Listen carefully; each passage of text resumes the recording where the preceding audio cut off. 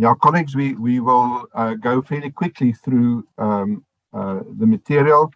I just want to ask Lemise to, as we agreed, to just quickly put on the screen where you will find the material that we'll be dealing with. So if you go to that election portal and at the top you click on training, and then you get to module 1 where we are now. And you will see there a little lower down, you'll see a full text, a chapter that was written that will cover most of the material that I'll be dealing with.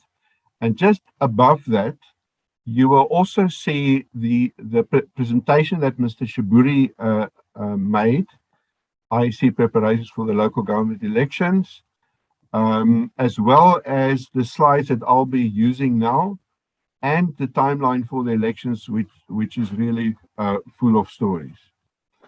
Right, so let me see if I can share my screen now. While I'm doing that, I would like to know how many elections will we have, whether on 27 October or 23 February.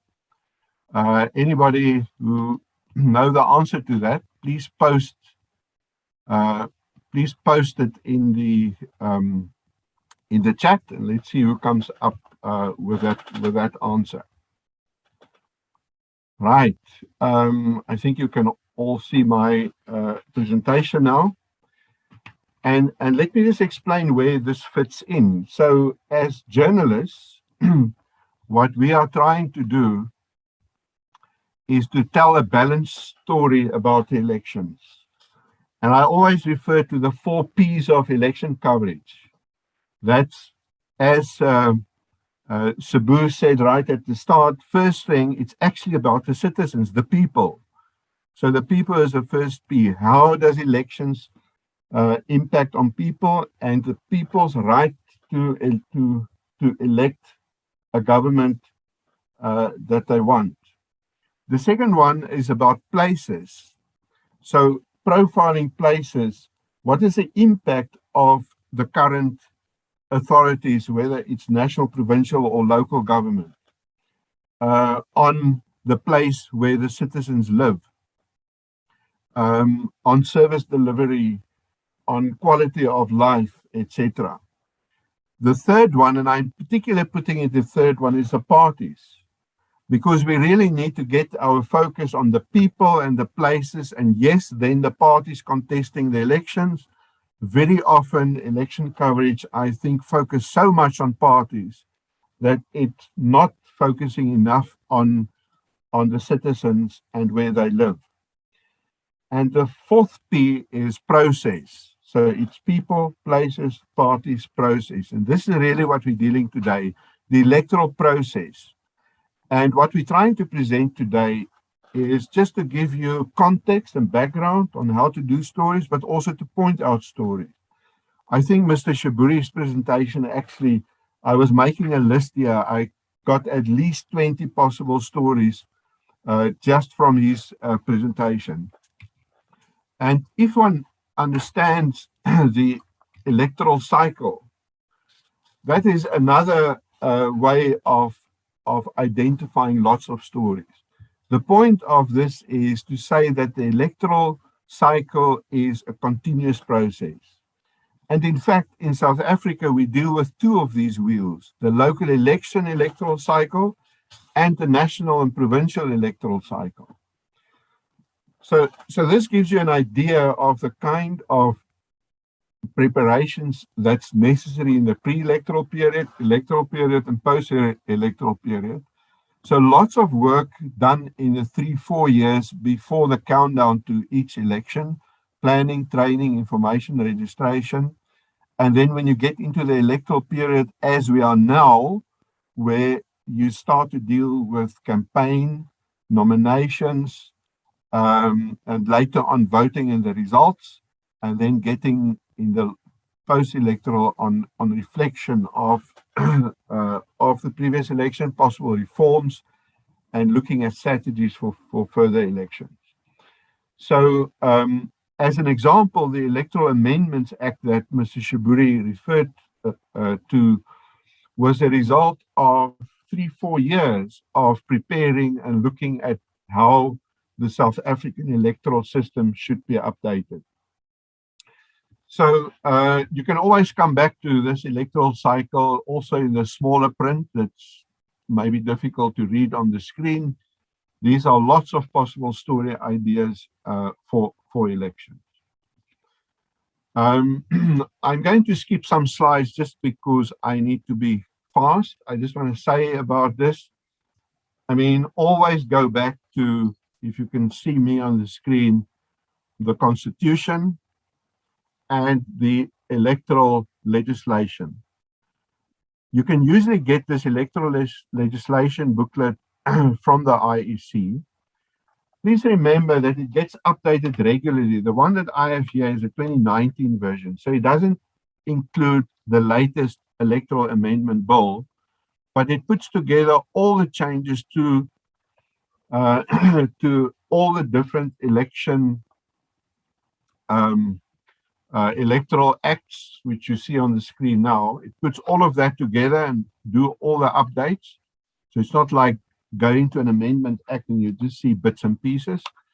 And of course, this should be the little booklet that you keep with you all the time to understand the elections, to know how to report accurately, to quote accurately what parties may do, what the IEC should do, etc. And there's a really good summary of that also in the full text that I showed you a little earlier. I will come back to a few of the issues on this slide as we continue. One thing that I would like to highlight is the Electoral Code of Conduct that Mr. Shaburi also referred to. This is really important in the arsenal of a journalist, especially if you do on-the-ground reporting on parties, because parties need to oblige to this code of conduct and could be or should be reported by citizens, which include journalists, when they do not comply with this electoral code of conduct. So it's anything from using language which provokes violence, intimidation of candidates and voters, and all the other issues that you see there. But what's very important is that there's actually a clause, the media clause, in the Electoral Code of Conduct, which I think we should have a really good look at. It says, every registered party and every candidate must respect the role of the media before, during, and after an election conducted in terms of this act. They may not prevent access by members of the media to public, political meetings, marches, demonstrations, and rallies. And they must take all reasonable steps to ensure that journalists are not subjected to harassment. And that is, of course, also online harassment, right? Intimidation, hazard, threat, or physical assault by any of the representatives or supporters. Now, in previous elections, there's been a problem with the application of the Code of Conduct, because the parties and the candidates only signed adherence to this Code of Conduct once the IEC had processed their request to participate in the elections and finalized the candidate lists submitted by the parties, meaning 4 to 6 weeks before the elections. So effectively, in the past, this Code of Conduct was only in effect for the last 4 to 6 weeks. And even then, journalists and newsrooms, editors often had problems when they then went to the IEC to complain about parties transgressing this media clause. Sometimes the answer was, well, just go to the police. But in fact, you'll see on the next slide when I get there, we have all the right to take this issue to the IEC and to the Electoral Court. Now, Mr. Shaburi, in the slide that he had about amendments to the Electoral Acts, there was one line there to say, to bring clarity to the starting date or implementation date of the Electoral Code of Conduct. So from this election onwards, this code is effective from the day of promulgation of the elections, which was 3 August, right? So this is effective now. If parties transgress this now, we have a route to, we can use this, and we can take them to the IEC, to the Electoral Court, to the police, for them to comply with this clause. So I'll touch a little bit on this later on. Let's just look then at the composition of the IEC, comprised of 5 commissioners, of which one must be a judge, which is Judge Pillay. All part of a Chapter 9 institution, meaning they on an arm's length from government. They required in terms of the Constitution to be impartial without fear, favor, or prejudice. They must manage the elections or any other electoral processes such as referenda, and they must ensure that the elections are free and fair. So those 5 commissioners then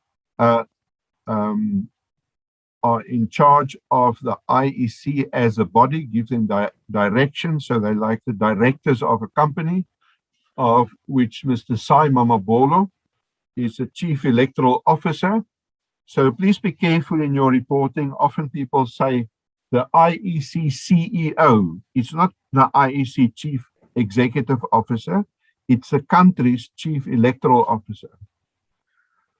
And then you'll see the 4, what was initially 4 deputies, which is now 5 deputies, of which Mr. Shiburi, the one on the right, Deputy CEO Electoral Operations, addressed us and 3 others for outreach, corporate service, and finance. But then there's a new one on the left, the Chief Executive Political Party Funding, which is Mr. George Mahlangu, which came into place as part of the party funding legislation that went through Parliament last year and was implemented earlier this year. In fact, the very first parties are obliged to report on the monies that they receive, and the donors are also obliged to report on that. So there are 3 ways now that parties can get money. One is direct donations to parties that they need to disclose. 2 is donations to a democracy fund, where the IEC distributes the money, also by private or non-government funders. And thirdly, it is the normal government allocations to political parties. And the IEC manage all 3 of those processes. So for the first quarter since the Act has been implemented, from 1 April to end of June, the parties had to finish their submissions on how much money they received in those 3 months during July, and the IEC is currently reviewing all that data, and we expect that they will later in August, for the very first time, then share with the public a summary of those donations. So that's a big story coming up that you should diarize. Provincial electoral officers, I'm not sure if there is already a new one in Mpumalanga, whether that vacancy has been filled. If anybody know if it is, please put it in the chat. The other vacancy that you'll see on some of our earlier material Western Cape, Mr. Michael Hendrikse, which is updated on this slide. So he's recently been appointed to replace Courtney Sampson in the Western Cape, and all the others are still in place.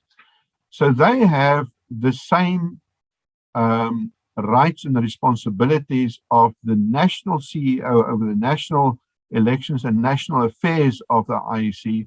So provincially, they run the elections for province and district municipalities and municipalities. An important part of the South African electoral system is party liaison committees, which is not present in many other jurisdictions, right? This is when the electoral legislation was finalized and the constitution was finalized in '96. This was fairly new in the world to incorporate a party liaison committee. Essentially, it is a structure that exists on a national level, on a provincial level, and on a municipal level. It's structures that exist to consult parties on electoral processes and procedures and legislation. So as an example, before any legislation would even go the normal route to Parliament, parties would have had an opportunity to make input into that. Typically, the party liaison committees on all the levels will sit regularly, a number of times a year, and in the year before the elections, they would typically sit around monthly, and in the 3 months before the elections, they would, I think, sit twice a month or so. I'm not 100% sure about that schedule. And you may have seen, those of you who've been at electoral centers during election week, there's normally a conference room or an area set aside, and the liaison committees will meet a number of times a day often. For instance, if there are complaints, the first thing that the IEC will do is to go and share the complaints with the party liaison committee and also get their advice. So this is really a system which helps the IEC to manage the elections in a consultative way without abdicating their right to manage the election. But the parties are always included in the communication cycle used during the election time. The Electoral Court, another important part of our system. They can hear appeals or reviews decisions made by the IEC, determine any matter related to the interpretation of any law, refer to it by the IEC. So this is important in terms of the code of conduct, right? So if there's a complaint in terms of the code of conduct, you go to the IEC first, and the IEC can refer it to the Electoral Court. There is a way that you can go directly to the Electoral Court, but better to first go through the IEC. And they can investigate allegations of misconduct, incapacity, incompetence of a member of the IEC, and make a recommendation to the National Assembly. So if somebody needs to be removed from the IEC commission, also it must be done through the Electoral Court first before it goes to Parliament. Here's a list of electoral offences as you find it in the legislation. It's an electoral offence to register, to force anyone to register or not to register, to vote or not to vote, to support or not support a political party, to vote or not vote for a political party or candidate, to attend or not political event, essentially protecting the rights of citizens to decide if and how they want to exercise their electoral rights. Let's look briefly at the difference between the different types of elections. Both of them must be held in cycles of 5 years.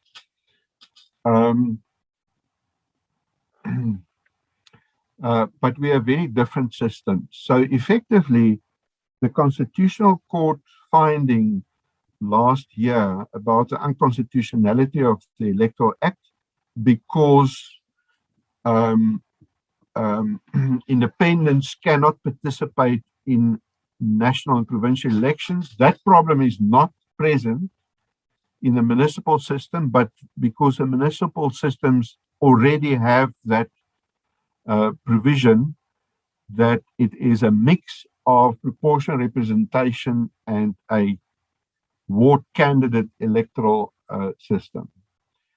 Although the overall condition for elections to be free and fair is that parties must be proportionally represented, even though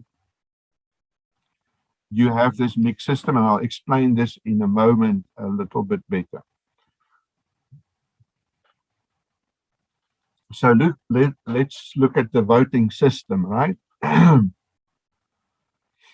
So essentially, if you're in a local municipality, not a metro, then you have 3 votes. You vote for your preferred party, you vote for your preferred ward candidate in the ward where you live, and you vote for a district council, also for the party in the district council. So let's just explain that quickly. So all local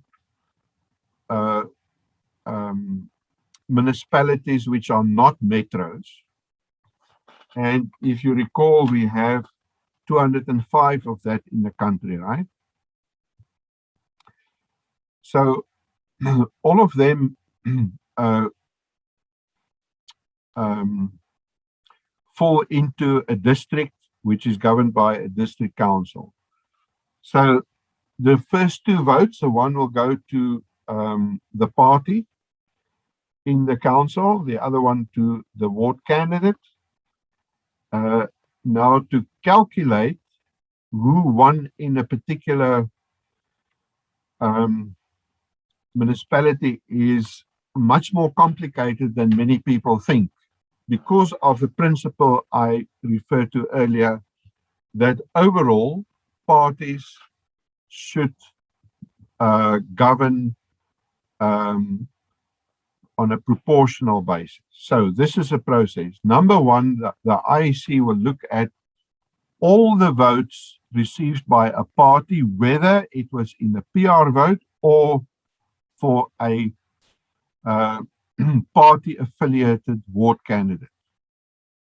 So it will look at, so excluding the votes for the independents at this stage. So it would look at that and make a calculation to say, so how many seats should this party get in total? The second step is then to count how many seats a particular party has won in the ward election. So say, for instance, there's 100 seats in a council, and this particular party, in terms of the initial calculation, should proportionally get 60 of the 100 seats. So then they would count, so how many wards of the 50 wards has this party won? Now, say, for instance, this party has won 35 ward seats.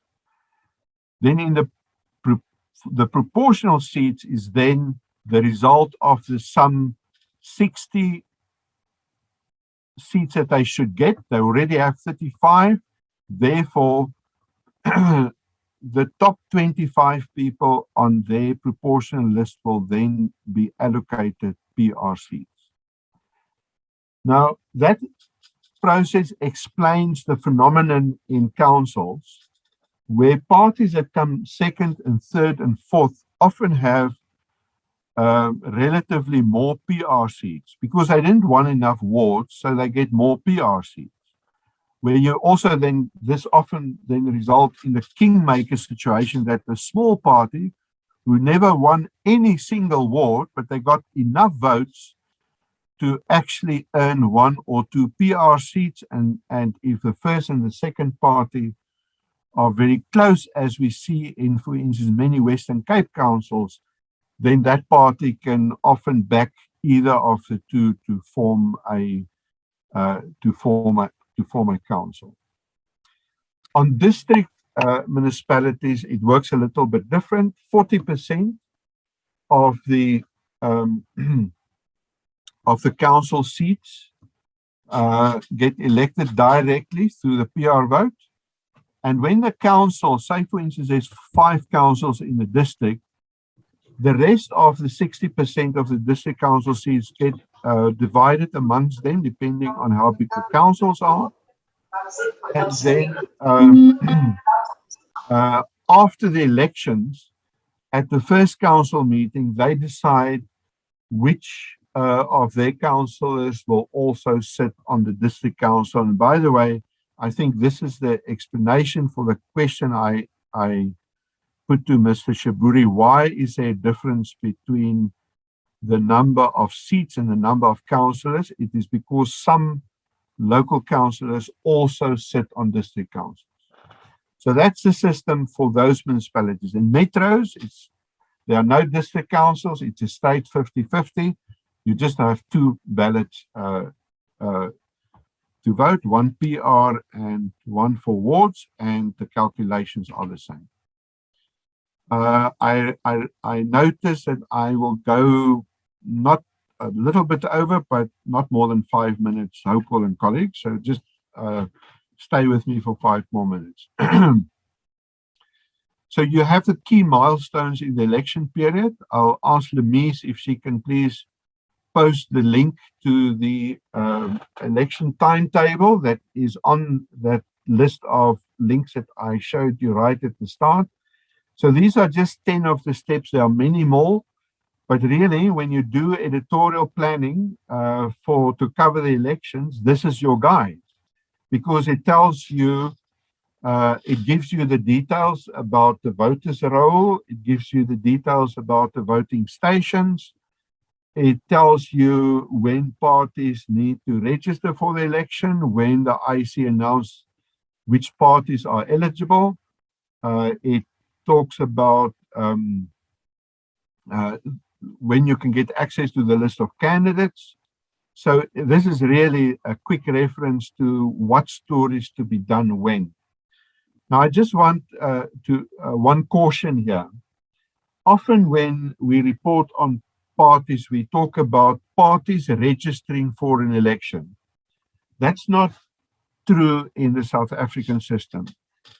As Mr. Shaburi said, there are currently about 600 parties registered on the IEC system to participate in all or some of national, provincial, and local government elections. So they're all registered parties.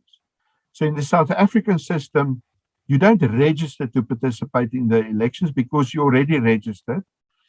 All you need to do is to pay the deposit and submit candidate lists, and that indicates that you want to participate in the election. So it's wrong to say X number of parties are registered to participate in the elections. You say so many parties will participate in the election.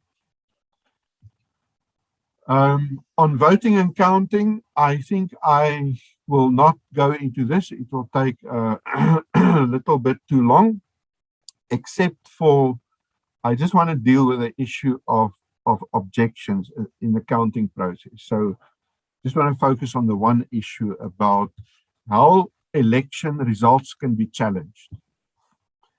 Now, in the South African system, if you want to challenge election results, you need to challenge the results of a particular voting station.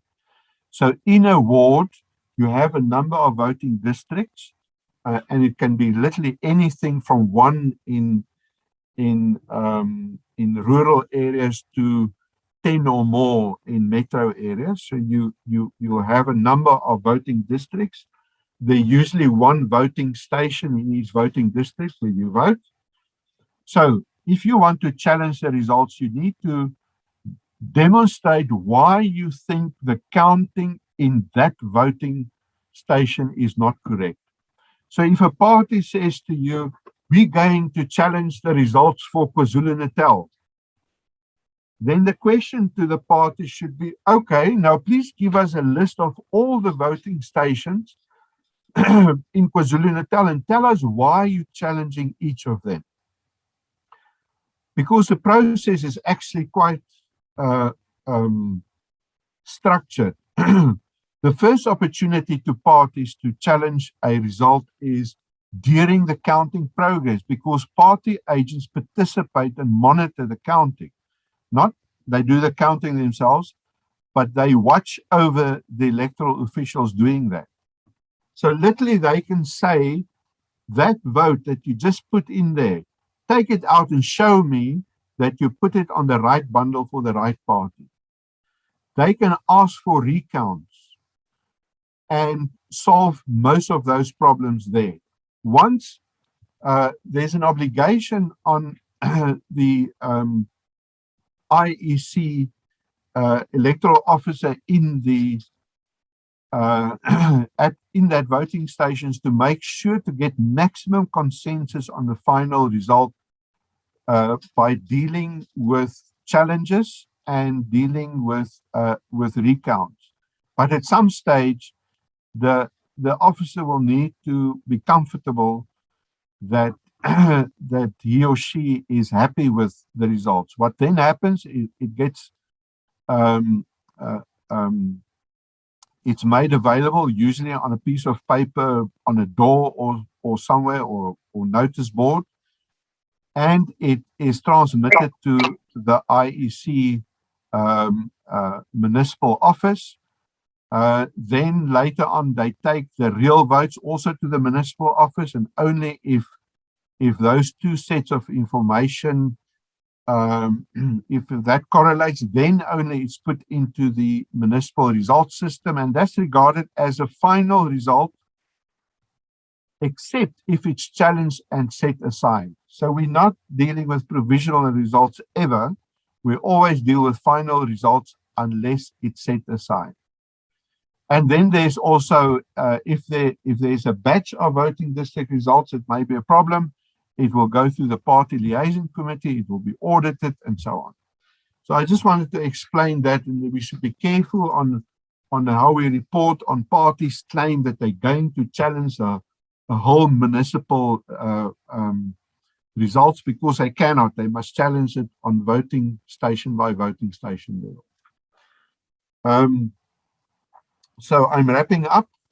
Yes, two useful booklets that you will find both on the electoral portal. On the left-hand side is the African Commission on Human People's Rights Guidelines on Access to Information in Elections in Africa. What this is effectively a checklist of information that electoral stakeholders, which include the IEC, the security forces, the parties, the observers, etc., that they must disclose proactively. So you can use it as a checklist. If a party does not want to tell you something about their internal processes to elect to nominate their candidates, you can go to them and say, well, don't you comply with these guidelines? And then the one on the right-hand side is an assessment based on these guidelines done after the last elections with a whole set of specific recommendations for the municipal elections. So you can go into that, look at the recommendations, and there's lots and lots of stories about that. And then there's just further reading, and I'm done. I'm happy to end here, and I leave it to Amina and Hopewell to decide if we want to deal with questions, or I can, when I can see questions again, I can also try to answer them in the chat. Thank you.